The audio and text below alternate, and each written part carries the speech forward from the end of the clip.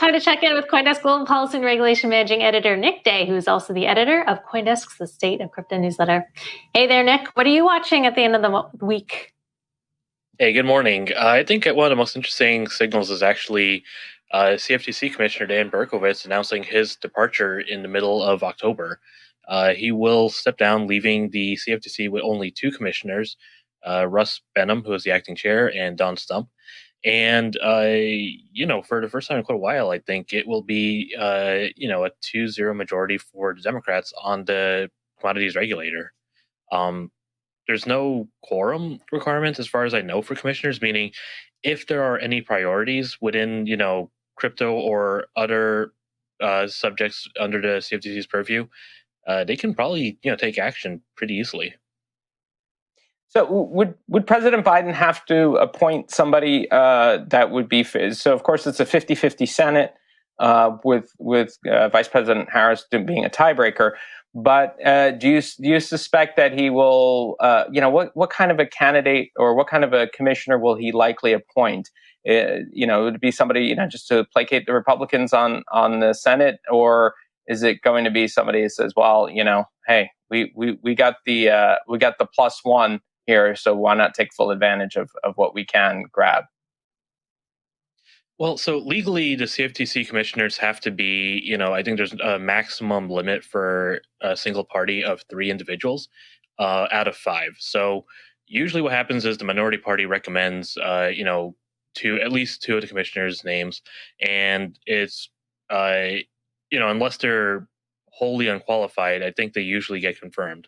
So, there's rumors that Biden's looking at Emory University law professor Kristen Johnson, who has, tweeted about crypto before, as a possible nominee.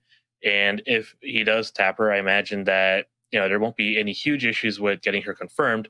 But likewise, Senate Majority Leader Mitch McConnell will be able to nominate 2 individuals as well. And, again, I don't think that there'll be any huge issues in getting them confirmed either. And that would bring the CFTC back up to a full complement of 5 commissioners. So, Nick, is there any significance of these? Go ahead, Lawrence. No, I'll let you go. Is there any significance of these departures, Nick, or is it just a matter of their terms are up? So Brian Quintenz, who stepped down at the end of August, his term technically expired last April, but under federal rules, he was allowed to stay on through the end of this year. Commissioner Berkovitz, I believe, has his term hasn't even expired yet. So, maybe they just see it as, their time to depart. Maybe they see something else, some of these issues coming, and they would rather, look at crypto or whatever their, main areas of interest are. For Commissioner Quintenz, we've already seen he's joined Andreessen Horowitz as a, advisor to the crypto division. But, maybe they just see an opportunity now versus, if they were to try to step down at the end of the year or, as the winter kicks in.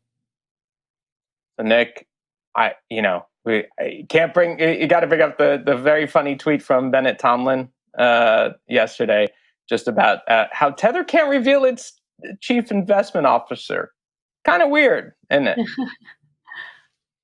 Yeah, honestly, I have no idea, what the legal strategy is, and probably, because we're involved. But yeah, I think we're still in the early stages of all this. Each party is going to file, everything they can. And, only once we start getting to the hearings are we going to get a sense of how a judge might actually look at what everyone's trying to do.